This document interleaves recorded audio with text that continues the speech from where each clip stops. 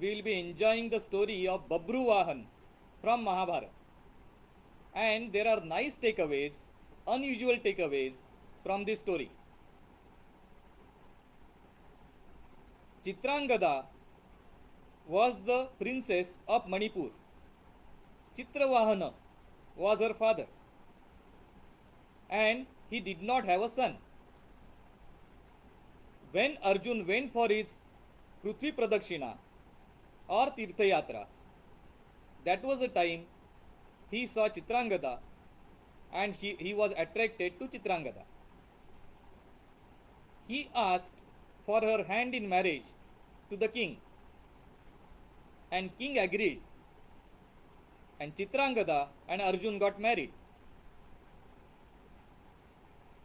After that, Arjun went back to the Pandav clan and he continued his Tirtha Yatra. And then the contact with Chitrangada was lost. Why? The reason will come to very soon.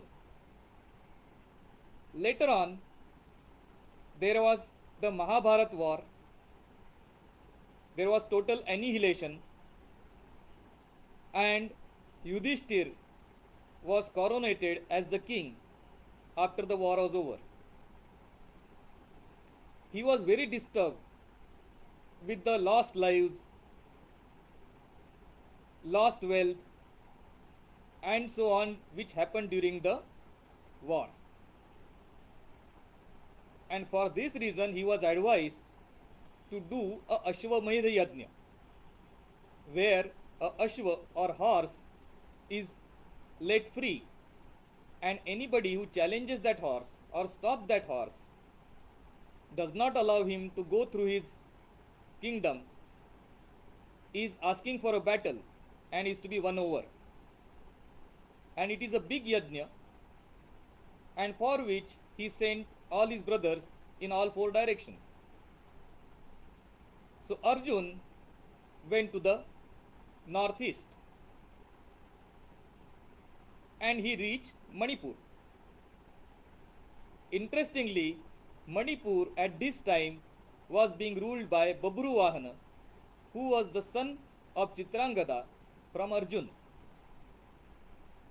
And Babruwahan challenged the horse. There was a big fight between the people who were guarding the horse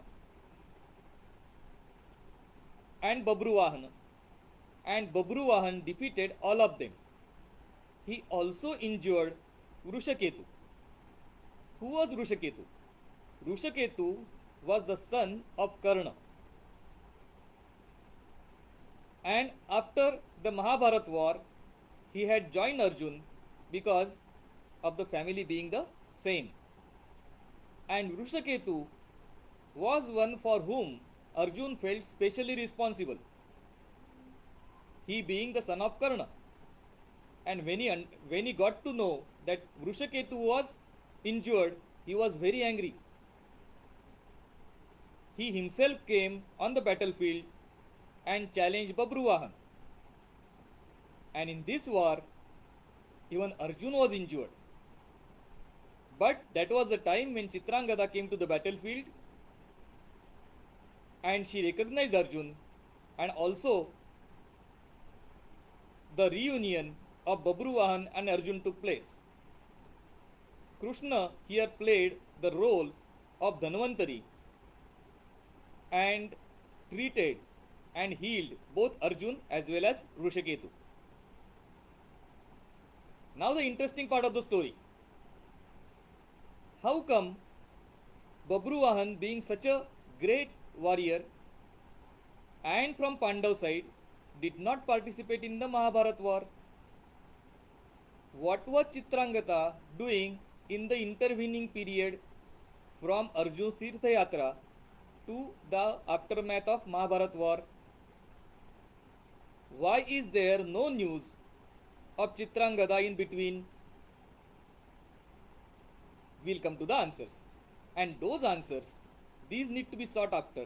They also show the greatness of our culture. As we have said earlier, the king Chitravahana did not have a son. He had only a daughter, and that is why he brought up that daughter as a son and heir apparent to the kingdom. So even when Arjun married, and this was the kingdom of Manipur, Arjun married Chitrangada. Chitrangada, by the way, is a neutral name. Chitrangada can be used for a man as well as a woman. Chitrangada also has a special meaning.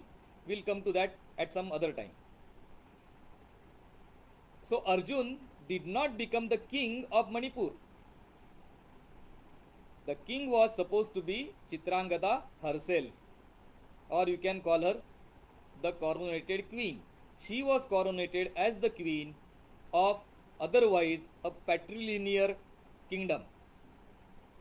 That is takeaway number 1. Second, why did Babruvahan not fight in the Mahabharat battle or did not take part in the Mahabharat battle from either side? The reason is only those who had crossed 14 years of age were eligible for participating in a battle. And at the time of Mahabharat war, Babruvahan was less than 14, and he being the Yuvraj would be the one to lead the Sena of Manipur, and that is why they were excluded from taking part in the Mahabharat war. By the time the war ended, he was of age, and that is why he could challenge Arjun in straight battle.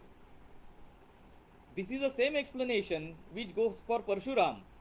Some people tend to ask, if he made the Prithvi Nishatriya so many times, how can it happen? You can make it Nishatriya only once.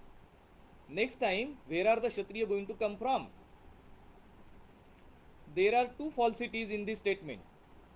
One is killing all the Kshatriyas. You are saying that at that time only the birth would decide who would become Kshatriya. Not at all. All the Varnas were intermixing, or you could go from one Varna to another Varna of your choice depending on your Guna and Karma. Secondly, Kshatriya is the one who is eligible to fight in battle, and that is at least 14 years of age. So any child which is below this age would not be called a Kshatriya and would be the next generation of Kshatriya. So by saying making the Prithvi Nishatriya, what you are saying is battling all those who were ready to battle, were not ready to accept and be polite to Parshuram or accept his point of view. If you accepted his point of view, that was the end of war. The battle wouldn't continue. He was actually after killing the ego of the Kshatriya.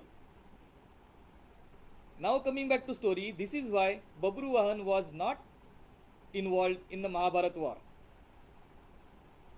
And last but not least, after this reunion, Arjun again went back to Hastinapur.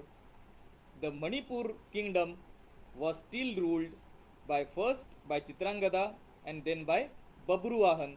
There was no attempt to take it over at any point of time, because expansion of land was never the consideration in Mahabharat times. So these are the three takeaways.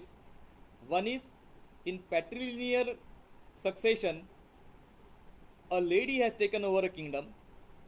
Second, a lady is trained as well as a male heir. And third, a person who is underage is not allowed to come to battle. Namaskar.